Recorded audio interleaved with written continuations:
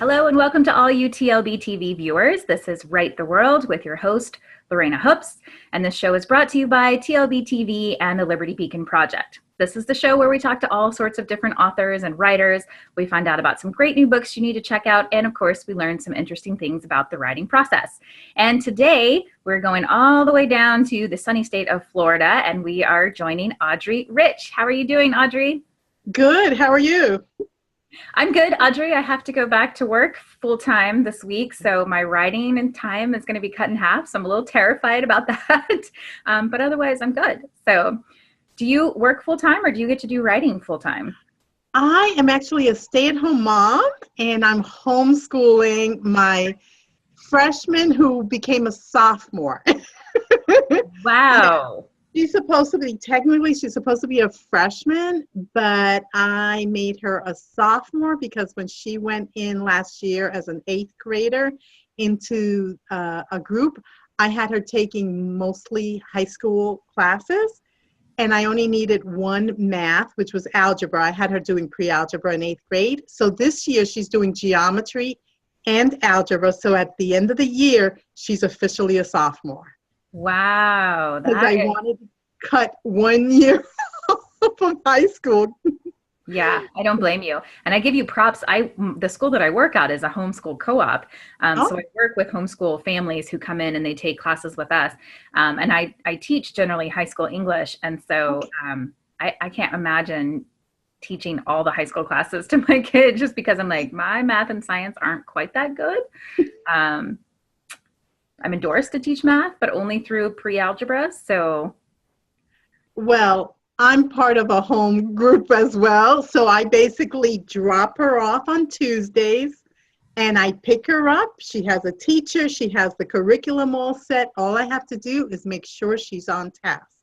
If she has questions, obviously I can answer. And I'm a CPA. And I went to graduate school to get my MBA in accounting. And my undergrad was comparative literature. So I have both ends. You do. You are well-rounded. Very well-rounded. So I feel comfortable. And if it's something that I really don't want to get into, like physical science last year, I don't really want to study that. She had a teacher. Hey, so I paid for math, geometry, because I wasn't the greatest at geometry. And for history, I do myself. Last year we had them doing it, but this year I have her in Spanish too because she doesn't want to learn from me. It's okay.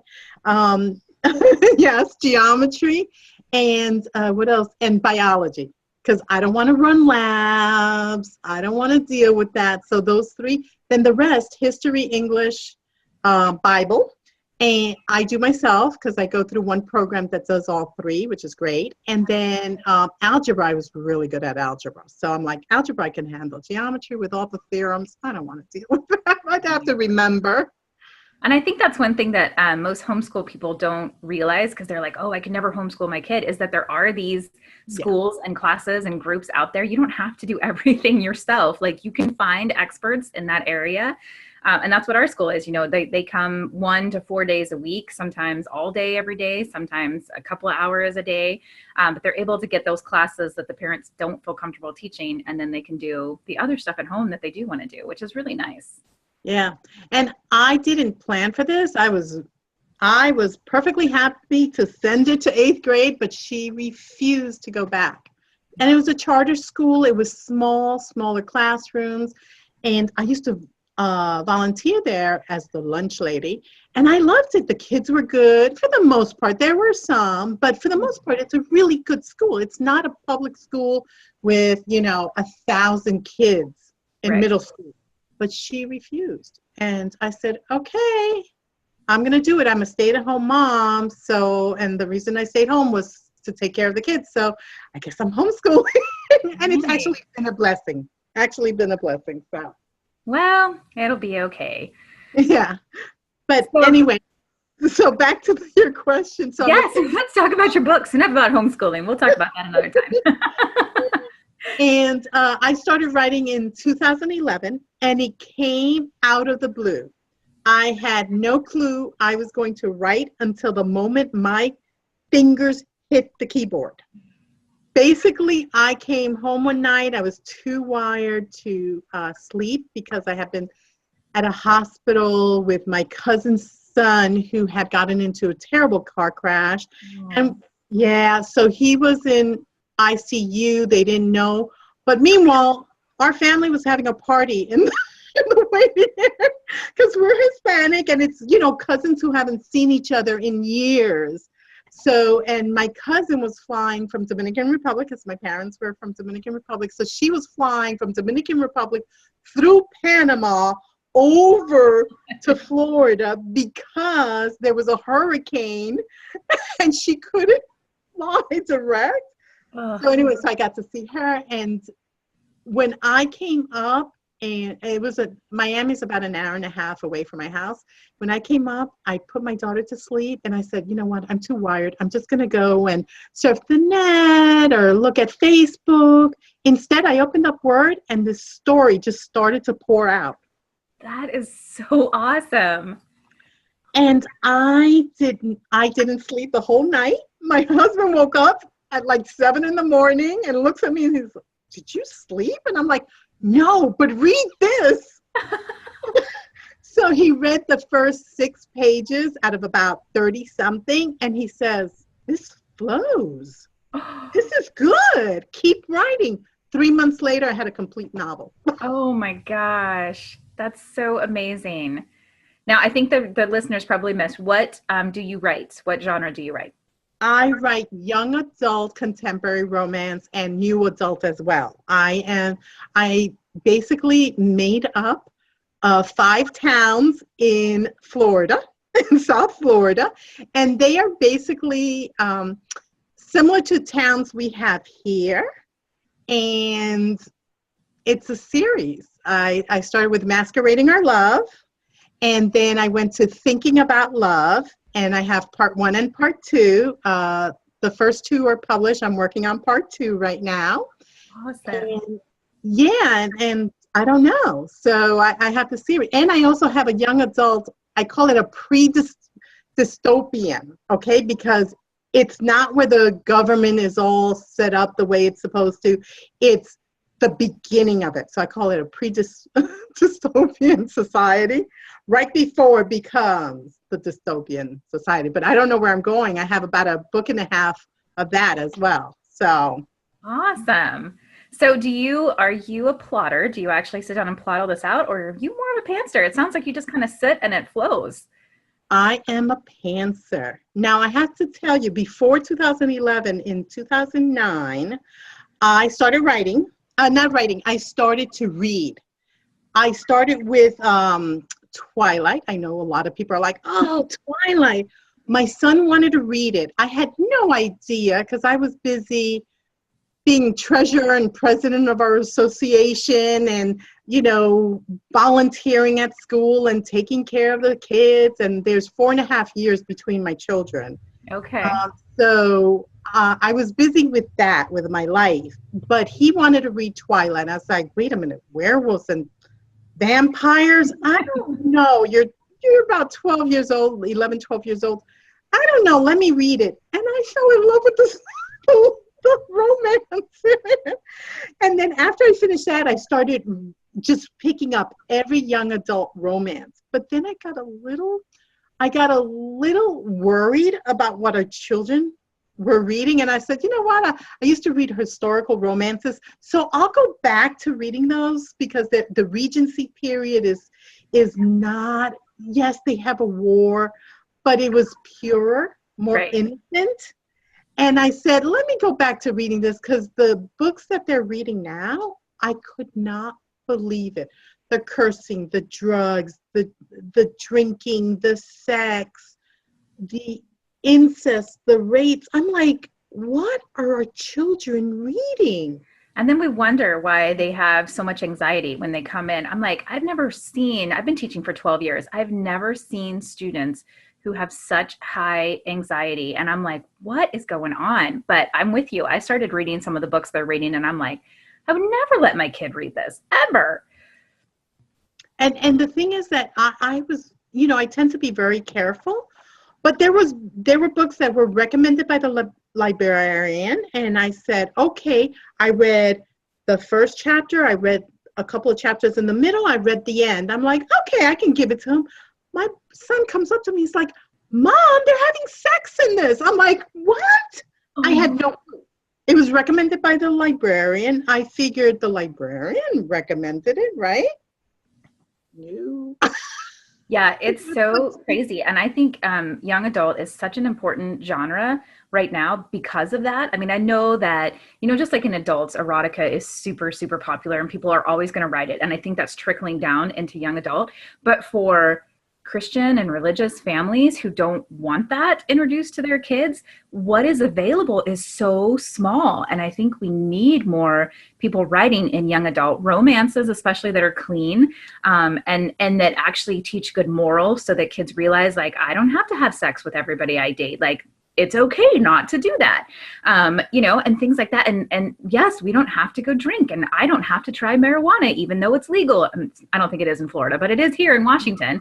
And it's crazy to me how even at my gym, where there's like a bunch of 20-year-olds, they're all stoned all the time. And I'm like, what is going on with this world? Like, it blows my mind. Yeah. And that's what I was looking at with the young adult. I said, what are our children reading? This is not the way it's supposed to be. And I think it's because young adult in like England is for the young adult, the 18, 19, 20-year-old. Right. Where we have young adult and we say that it's teenagers. And I think that's the problem, because I Googled to see who is a young adult contemporary romance, and I put sweet, and the stuff that comes out, I'm like, that's not sweet. That's not clean and wholesome. Yeah. And yeah. I'm thinking, oh, and that's not young adult. They're in college. That is new adult. Right. Which I want to get into, because I have one of my characters who is 24 when she finds her guy. But still, it's going to be tough because I'm going to be under the clean and wholesome as opposed to, what's out there. Hold on a minute, because I guess I should have. Well, I don't know. I hung up on somebody. Oh, well. No, I totally hear you. My books are under clean and wholesome, and it's a tough genre, first off, because it's really hard to promote it. I found a few companies who have wonderful newsletter lists, and so that helps. But really, it's a lot more word of mouth, because the traditional like virtual book tours, they don't work for clean and wholesome or inspirational romances. Twitter and Facebook and Instagram, like, they don't work for those kinds of things, because everybody, I won't say everybody, but a lot of people in the mainstream want to read the smut. And I'm like, this is not smut. You're not going to get that here. Like, I don't curse in my books. If there ever is any like talk of something, like, I've had, characters who made prior mistakes and then they've had to come, but I don't ever discuss it. Like, it's just, it happened, and then here's what's going to happen after it. So I don't go into any of those nitty gritty details. And I feel like it's so small, but growing. And I like that it's growing. Well, I would say, people don't realize how many women want clean. Yes. Because I was at the Florida Writers Association, and I was talking to the young lady behind the counter, and she was in her 20s. And because I was hearing everybody, you're not going to sell because it's sweet and you don't curse and you don't have sex, you don't have anything that anybody wants. And I was telling her that, and she's like, wait a minute, no, I would love to read something like that. It's hard to find clean young adults. She says, sometimes I read middle grade because at least I know it's clean. It's so true. So there is a market. It's just finding that market. Right. It's finding those people. And even in the adults, like, I have some that are a new adult, they're college level. And then I tend to write like in that age of 20 to 30-ish kind of thing. But yeah, it's challenging to get it out there, but I know there are people who want to read it, because I'm in that category. I'm like, I don't want to pick up a book and read everything that's going on. Like, I don't want to do that. And I know there are other people who don't want to do that, but they want the good story. They want the sweet romance. They want, so yeah, that's, it's, I'm glad that it's growing. I hope more people will start realizing they don't have to have all of that in their books. Right. But it's hard because it's all over TV now too. And even some of the like cartoons that my kids watch, I'm like, nope, not watching this one anymore because the stuff that's going on, I'm like, this is crazy. Well, I mean, Disney, the things that's coming up in there, it's not as clean as it used to be. It's not as clean and wholesome as it used to be. My kids were like, what is going on? And they stopped watching it. Yeah. And I mean, I have a 19-year-old and a 15 and almost 15-year-old. And they stopped watching it years ago because they were like, we don't really want to watch this stuff. And not like that. So yeah. I'm glad that it's starting to get, I feel like more people are starting to turn to, I want something a little bit different. I want something clean. And, sometimes they come across it by accident. I had a lady purchase my book thinking it was a devotional. And then she ended up loving it, but I was like, wow, I don't think I have it listed as a devotional, but, sometimes they stumble across it by accident and then they're like, wow, this is actually really nice not to have to read cursing and, all the other stuff that's in there. And I feel like more authors need to take that leap of faith and be like, there's a market. It's a little harder to find and you're going to have to work a little bit at it, but there's a market out there.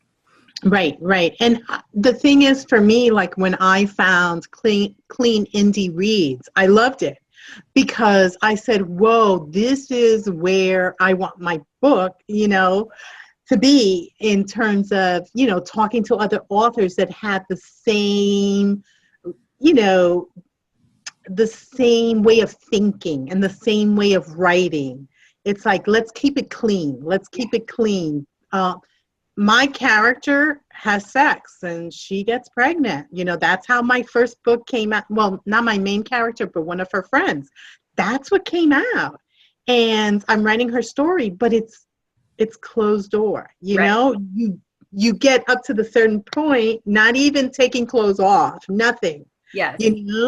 And what's going to happen, but that's it. I don't even do the afterwards. No, it doesn't get done. It's a little summary. The next chapter just saying, hey, we decided that we weren't going to do it again. It was just one time. And because she's a Christian and she knows what she did was wrong. She knew when she was going to do it, but she decided to adhere to that YOLO mentality. You only live once. And hey, but it happens among Christians, my characters are mostly Christian, but they are totally normal. Right. I mean, they're totally normal. They go through the jealousy. They go through the, hey, and maybe I shouldn't do what my parents want. Maybe I shouldn't obey, and they cross the line because this is what's happening with our Christian children. Right. This is what's happening with our Christian parents and Christians all around. We try to do the right thing, but sometimes we make mistakes. Hopefully they're little tiny mistakes and not major, like that character that, she ends up getting pregnant from that one time that she decided to go for it, And but I think that's also important because, a lot of times Christians get this bad rap that we're perfect. And I always try to tell people, I'm like, we are not perfect. Like we are imperfect people that are striving to be Christ-like, but that does not mean that we don't make mistakes. And, that we, don't have to like step back and be like, wow, I messed up big time. And I write the same way. Like all of my characters are real. I want them to be like things that people can actually relate to because it is what's happening both on the Christian and the secular side. We're all going through and being faced with so many new temptations and all sorts of things that it's getting harder and harder to stay on this side of the line. And I think it's important for people to read that and for kids to read that especially. Yeah. And I figure, like I said, I'm a pantser, so what comes out, what comes out. And I say that I started writing because it was an answer to a prayer that I had in 2008 for God to find me a job that I could do from home with my children young. And which is crazy because I'm a CPA, so I could always do work from home, but I didn't want to do accounting anymore. Like God took that love for accounting that I had, He took it right out of me. And instead, I read a lot and then I started writing.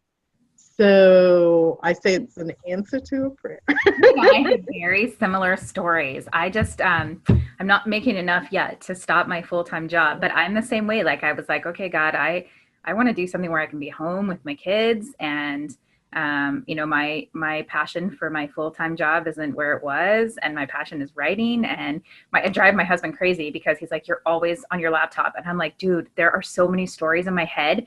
I don't have time to write them all out. Like I literally am working on a novella for Christmas right now. And then I have 3 other like full stories in my head. I haven't even been able to start yet. And I'm like, I need time to sit down and get it all out of my head. Yeah. Well, I get it because I'm the same way, except I don't have a job, but I procrastinate a lot on Facebook. It's horrible. It is. I have to turn it off. I'm always, but there are so many great opportunities that are there as well. And, you know, like reviews, you have to get reviews. And they are so hard. When I published in October of 2016, because that's when I published, I was like, I'm sad. I have about 10 people that I've given my book to that are not family and friends. You know, I mean, they're acquaintances, but they're not family and friends. They're going to write reviews for me. Nope. Yeah. And one is a fellow writer, but she got sick. Her mom got sick, and she had read my book, and she was like, I just don't have the time to sit down and write it. And instead of writing just a short, no, she wanted to write something, you know, because she's like, I love your book and I want to do a really good review. And I'm like, who cares? Just put it up there. You can always edit your review later. There's something out there. Okay, so to all you viewers out there, I'm going to say this is really, really important. 1, reviews are really, really important. I've heard that Amazon does great things when you have over 50 reviews. And I've had my books out for 2 years and still don't have over 50 reviews. So if you read the book, please review it. Even if it's a sentence that just says, I like the story. I thought the characters were fun. Like even a sentence is helpful to these authors. And then if you want to go back and write a prosaic review, you can always go back and edit your review. But reviews are so important and they're free. Like you could do that for your author friends because that doesn't cost you anything. So that's my soapbox to all you people out there watching. Like, please leave reviews. Yeah, I have my first book out on BookFunnel, you know, to build my newsletter list. And I think my book has been downloaded 3,000 times, upwards of 3,000 times. From those 3,000 downloads, I think I have garnished 3 reviews. Wow. And I'm like, seriously, people, review the book. It's not that hard. Yeah. So, and it's so important. And, you know, that was something I didn't know either starting out. I was like, oh, I don't know what are reviews. They'll happen when they happen, but they're so important. I didn't know that Amazon does this cool stuff when you hit 50. And I'm like, now I need to get to 50. Like, that's really important. And, you know, I mean, obviously your ranking always helps too. You want to keep that up because people look at that. But I have a friend who's had a couple of like 1 and 2 stars on her book. And it wasn't because of her writing. It was because of, a particular topic that she put in that people didn't, you know, mesh with. And I told her, I was like, you got to take the good with the bad. But I think people look at those reviews as well. They look at those 1s and 2 stars and they're like, I don't think this is going to sway me. Or they look at it and they're like, okay, this is something I need to avoid. But those are important in a way as well. And sometimes they actually even help bring more people to read your book because they see, they're like, what's bad in this book? Now I have to check it out, you know? And so I told her, I was like, just don't get too hung up on it because sometimes they're actually good. You know, there's a blessing in disguise there. Not that I want anyone to go give me a bunch of 2-star reviews, but sometimes, you know, if you have a couple just sprinkled in, like they really do kind of help. Like, I don't know if you heard about the fire chief in Chicago who wrote a book and he ended up getting fired because of because of what he wrote. Yeah, he wrote a book, and it was really about, I didn't read his book, but I went and checked out the page because I was so intrigued by it, and I was kind of worried about my own job. But he wrote a book that had to do with sin, and in there he made a mention about homosexuality, and it went crazy, and people were up in arms, and he didn't even say anything, from what I could understand, and I haven't read it, he didn't say anything negative about homosexuality. He was just talking about what the Bible says about it. Right. And it was evidently a very small part of his book, but because it garnered so much flack and people started leaving scathing reviews, his book shot up on the charts because everybody wanted to read what was in this book. And so not that I would recommend that, because that's not necessarily the way you want to get there. He ended up losing his job because of it. Which was, it was really unfortunate. But I think he reached a lot of people, which as Christians is part of our calling too, is to reach a lot of people. So, well, look at what happened with Chick-fil-A. If you think about it, when he came out and he said that, you know what, Chick-fil-A, at least where I am, is always busy. I do not go to McDonald's. I do not. Occasionally, I'll stop at Burger King if my kids want Burger King. But you know where we eat? Chick-fil-A. Chick-fil-A. Yeah, I'm from a small town in Texas, and they had to build a second Chick-fil-A because the Chick-fil-A that had been there forever has hour-line waits every day, all day long. And I'm like, holy moly. Yeah. Yep. They I think that they were going to basically picket it and go out there and protest. And you know what? It didn't work because all the Christians were like, oh, really? And that's where they go. It's always, ours is not an hour wait, but you have about a 10, 15-minute wait. And we have one at the mall. We have one like 2 miles, from it. We have another one that they built, 4 years ago. That's always full. So, you know what they thought was going to hurt Chick-fil-A, God used for good, because they're doing really. We need to get with Chick-fil-A. Like, what a great people to market to. Like, the wheels are turning. Like, Leave your book there. I think that's what I'm going to do. I'm going to leave my book there. Yes. Can I just put this in your window? Okay, so let's talk a little bit more about the writing process. So what, other than writing, because obviously writing seems to come pretty easy when you're a pantser, it just kind of flows, other than when you hit those blocks. What's been the hardest part of writing for you? Editing. Editing is the hardest part. Like, I'll get blocks and I know why I'm getting a block. It's a scene that I don't want to write. It's that scene that I know has to come, and I just say, oh, there's something wrong. And until I talk it out with like a friend or something, it's there, it's a block, because it's a scene that needs to be fleshed out. Because like I said, I don't do an outline, but I have a general idea of where it's going. And sometimes I'm like, okay, so they're going to have, sex because she's pregnant. So they have to have sex. And how is it going to, where is it going to be? Because basically these two kids date and it's always at her house, or it's always she's going out in groups because she knows she has to protect herself. And so I'm like, so how does it happen, because I didn't know. But then, I figured it out, and I was like, oh, okay, that's how it happened. But one of the scenes, I totally messed up with the timing because I'm a pantser. And I was like, well, I don't want to change the first book. So now I have to figure out the timing, because she tells her friends 3 weeks and 4 days because she knows she only did. Right. And so I'm like, wait a minute, but this doesn't, because I had him going to a trip in New York, and I'm like, but it doesn't correspond with the dates. And then I talked it over with my friend, and I'm like, man, I'm having this. And she's like, well, how about is he in a dorm room? Because she knew he was in college. I'm like, no, it's not a dorm room. He's living with his brothers in a house. I'll just make sure the brothers are out that day when she comes in. Yeah. So, but that was a little like, oh, it took me not that long, but a day or two to say, okay, how am I going to do it? But so that is a little bit of writer's block. So I know when that hits, it's because I need to flesh out a scene. But editing was so difficult for me because when I first wrote it, first of all, I wrote it in third person. Yeah. My son read a portion of it, and another young adult who really isn't a young adult, she's in her 20s and she's a writer.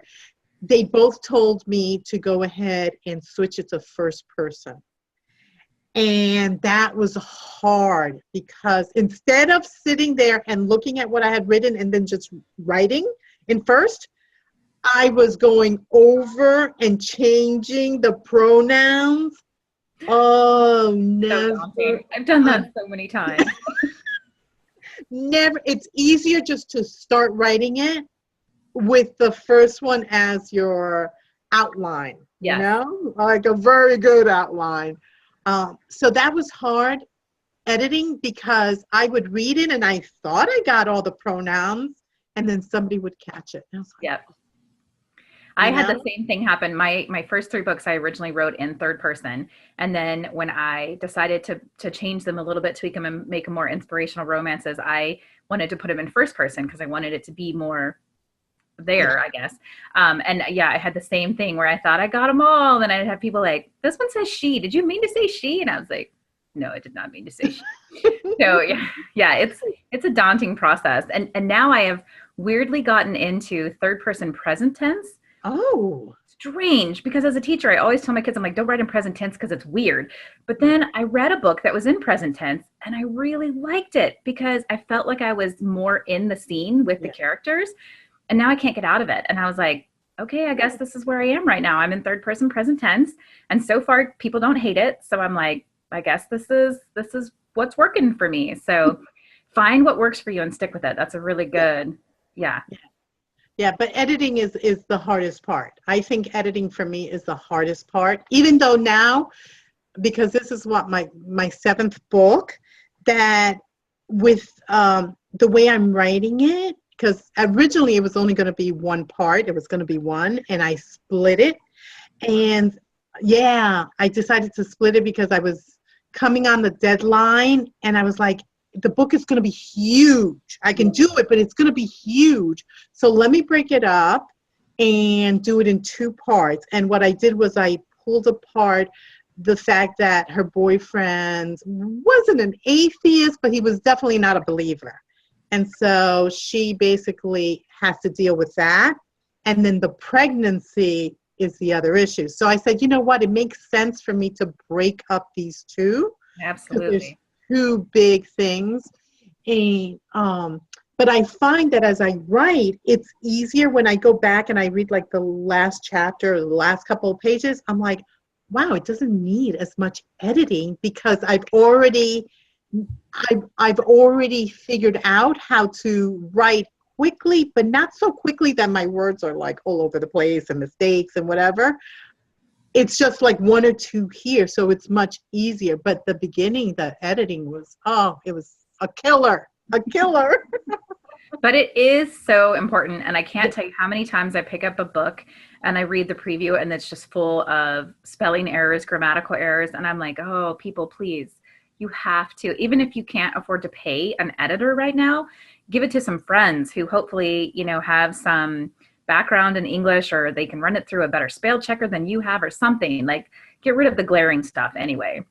Well, I have learned to take chapters at a time or sections at a time and run it through prowritingaid.com, which is excellent. It picks up, there's Grammarly. I run it through Grammarly because it picks up certain things, obvious typos. Then I run it through Pro Writing Aid, and it gives you, even the free version gives you your diction, whether you have you're repeating words too close to each other, like look. Yeah, we always look. We look a lot. I'm going to put that in my little notes here too, Pro Writing Aid, because that's one I haven't used, and it sounds like something that I would like to use. Yeah, and passive sentences, it picks them up. Nice. And so I have basically gotten rid of the majority of my passive sentences. Because now I'm learning, wait a minute, that's a passive sentence. Let me switch it right there, because I start writing, I'm like, no, passive, it's going to slow down. And there's times when I'm like, no, this is good. This is a good passive sentence. I'm going to leave it. But for the majority of the time, get rid of them right there and then. So when I go back, the editing is not so difficult.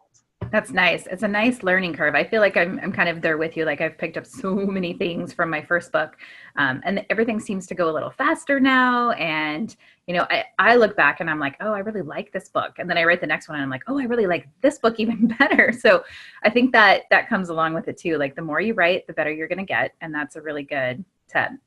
Okay. Yeah. So we're running short on time, but I wanted to talk to you because you told me at the beginning that you actually own your own publishing company as well. So tell me a little bit about why you did that and what benefits you get from it. Okay. When I was going through this whole thing of what I was going to do, my husband wants to write as well. And so I was looking at ISBN numbers and I said, you know what? I want to buy 100 ISBN because it would be cheaper in the long run. Oh, absolutely. But when I went to Boker, I realized that you couldn't put them all, like I couldn't put them under my name and then give it to him and put it under his name. So I said, you know what? The only way I can do this is to form a publishing company. So what I did is instead of doing an LLC and a corporation, because that takes a lot of filing and a lot of maintenance. So it's not just the filing and the cost, it's the maintenance that you have to maintain your books a certain way. You have to do certain things. You have to file every year. So you have to pay. Especially with a corporation, you have to have an annual meeting and it becomes a little more complicated. So I decided to have a doing business as a DBA. And so I went through my state and I published a newspaper article, saying, hey, this is my name. I'm going to be doing business as, my publishing company. I went and got a tax ID so that I could go ahead and have a bank account under that tax ID versus mine, even though it's going to flow through my taxes, but it's going to flow a different way. Right. And then set it up with my state. For me, I'm a CPA, so I was able to figure out how to do it, but anybody who's going to do it and doesn't know the ins and outs should probably get somebody like either a lawyer or an accountant. I wouldn't recommend doing it online just because it's very expensive.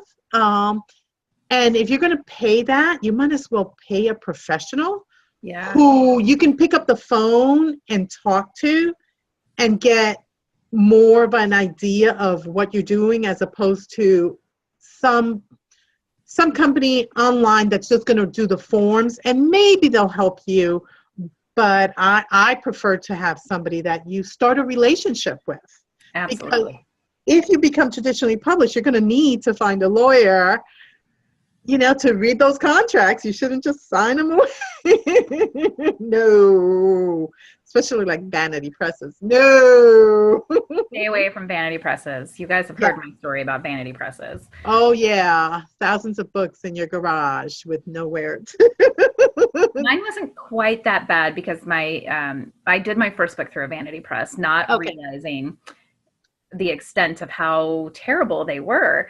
And it was a different type where I didn't have to buy the books and have them in my garage, but it was still a ton of money out for not much in return. When it got all finished, I was like, I don't love the cover. They didn't do anything inside that I couldn't do. They didn't do any marketing for me. And so I was like, why in the world would I ever pay somebody to do this when I can do it myself for generally less than $200, depending on, how much I want to spend on a cover and how much I want to spend on an editor and formatting and things like that. But I'm like, yeah, so that was an expensive lesson that I learned. And I try to steer people away. I'm like, even if it sounds good, don't do it. Because this one was supposed to be a Christian vanity publisher. And they were not very Christian in the end. It was not a good experience all the way around. And I was like, this is so, they had on their website originally that they booked you on TV spots. Uh-huh. And I was like, okay, cool. You know, they're going to do TV spots for me. They're going to do all of this. And I thought, I need to get these books out there. And so this would be really great. And then when I spoke to the owner of the company, he was like, oh, well, we don't actually do that. That was just, it's just an extra service that we offer. And I was like, well, your website doesn't say it's an extra service. And he's like, yeah, I've taken that down. But nobody ever, you know, asked about it before, but I've went ahead and taken it down. And I was like, but don't you need to honor it? And he was like, it's not in your contract. And I was like, oh, you piece of work. So yeah, so needless to say, it was not a good experience. And I was super glad when at the end of it, I was like, just give me my book back and I will do it myself. And it was much better doing it that way. But, you know, expensive lesson learned. And now I try to tell people, I'm like, even if they're like, I want to do it through, I'm like, no, don't do it. Like, I will show you how to self-publish. It's not that hard. It's super, super easy and you can do it yourself, and I'll help, you know, hold your hand and walk you along the way, but don't go spend $2,000, $3,000 with a vanity publisher, because you're not going to like what you get in the end. Yeah. Yeah. Now they do have people who facilitate, but still, you know, I mean, and some you don't pay anything. You just basically give them the right to publish a book for 3 years. And they do, because a friend of mine did it, but what she didn't realize was they did do some marketing and she did sell her ebook, but they expected her to do more marketing and she didn't. If she had done some marketing, it would probably not have been that bad. But because I see him, but he only gave her 25%. So, and it was net. Industry standard. I signed one of my books with a traditional publisher, so I didn't pay anything up front. They handled the cost of the cover. They handled the cost of editing. They did the formatting. I signed with them more to get marketing advice, because that's what they said. They're like, we'll show you how to market your book. They didn't teach me anything that I haven't already figured out in 2 years of self-publishing. And they're taking, you know, 30% of my sales. And I'm like, I'm not sure why I would do this again, because so far I'm giving you a lot of stuff and I haven't really gotten anything back. So yeah, even traditional publishers expect you to do your own marketing. Even traditional publishers, if you get an advance, let's say of $2,000 or $5,000, which nowadays is a lot for an unknown author, they expect you to take that money and to put it into marketing. Your own promos, your marketing. And it's like, so why yes, they pay for the cover. Yes, they have editors. But I read traditionally published books and there are still mistakes in it. And they have like 5 editors going through this. Yeah. So I'm thinking, so why? My book that came back, I haven't even opened it myself, because the experience was kind of soured me a little bit. But my friend did, and she was like, I've already found 4 errors in the first chapter. And I was like, seriously? And I think what happened, and I need to actually open my book and look, was when they do track changes, sometimes when you accept track changes, it like formats it a little weird. And I had to go back and redo an entire copy because it kept squishing words together. And I don't think they uploaded the final copy. I think they uploaded a previous copy, because I was like, I went through that thing meticulously and checked all those, because it gives you a red line when you stick 2 words together. Like, it's pretty obvious. I went through and checked all of those. And she said there were still like 3 or 4 instances of words squished together. And I was like, that's so disappointing. Well, I would tell you, I paid for an editor, and he wasn't a cheap editor, and he's a good editor. But my friends were the ones picking up the errors, because I said, oh, he went through it. I did the track changes. I sent it to him. He cleaned it up for me. So I assumed that he read the whole thing. No. So any little thing that he missed and I missed, because I was just looking at his, went through. Yeah. And so my friend was like, you know what happened? He probably went through a program, and a program doesn't catch everything if you don't read it. Yeah. It's a program is great, but if you don't read it, you're not going to catch small little things about the language that you should be catching, you know? Right. So I was like, oh, so I'm having to go back, and as I catch it, I'm like, okay, an ebook is great because you just change it and put it back up there. Change it. It's But so amazing now that, that's why I have ARC readers now. So before I release a book, I build a list of ARC readers, and I think I'm up to about 50 now, which is amazing. oh, And between them, generally about 5 people email me with, here's a mistake I found, here's a mistake I found. And I'm like, awesome, this is great, because then I can go in and make changes before the book goes live. But you're right, even after the book goes live, if someone says, hey, I found a typo on this page, I'm like, sweet, I'll go in and fix it. Done. It's uploaded a new version, and the next person who gets it doesn't have the typo. So it's so much easier to do it that way. With a traditional publisher, sometimes they won't go back and fix errors, or if right. they do, it's going to be a couple months before it turns around again. So that's yet another thing that I just love about being able to self-publish and have that control. Right. In fact, I pulled my paperback out. I had asked, like, you know what? I'm going to pull it out. I'm going to fix these errors, and then I'm going to put it back in. Because yes, it takes so much longer with a paperback, even for us, and create space. Because you have to put it up, then they have to approve it. Then you want the proof to make sure. So you wait a week to get it. Then you have to read through. So basically, my book has been out for like a month. Because I'm like, oh man, I have to fix this, but I'm writing the other one. Yes, it's so hard. One of these days on my wish list, I'm going to get an assistant who's going to go back and make changes for me, and then do the promotional aspects, because I struggle with getting the website current and everything else. I'm like, oh my God, I just want to write. Just let me write. But it's not just writing. There's so much other stuff involved. Yeah, and that's what I tell people when people say, oh, you're an author. And I'm like, yes. And they're like, oh, so tell me about it. I'm like, because they always say, oh, I have this book. And I'm like, yep. And writing is the easiest part of this job. They're like, what? And they're like, oh, I'll just get a traditional publisher. I said, okay, 2 years. 2 years if you find an agent and the agent sells the book within like 6 months, and you're looking at 2 years. And they're like, huh? I said, let me sit down and tell you. And then you have to worry with all the, the query letters, and the fact that everybody wants a different type of query letter. And if you don't do it just right, they won't even read your book. And yeah, it's a dying market. And I'm kind of glad, because it was kind of like just jumping through hoops for no good reason. And so now I'm super excited that indie marketing or indie authoring has taken off, and people respect it again. They're like, wow, okay, you can actually self-publish a book. And if you do it well, if you take the time to get a good cover, if you take the time to get an editor, if you format correctly, you can put out a professional looking book. Right. And that's the important part. It's people who skimp on the corners and think, don't make your own covers, because they look horrid and they look homemade. And even if you can't afford a super awesome cover artist, go to Fiverr, because my first 4 books, I found an artist on Fiverr, and I think they were like $25 a piece, and they're amazing covers. She doesn't work there anymore. I don't know what happened, but you can find them. Now, sometimes you won't get great ones, so you got to kind of maybe fish a little bit. But, if you can't afford $200 for a cover artist, start there. Start at Fiverr, get a $5 or $10, proof, find one that you like, because there are some really talented artists over there who are willing to do that. Yeah. Or get a pre-made.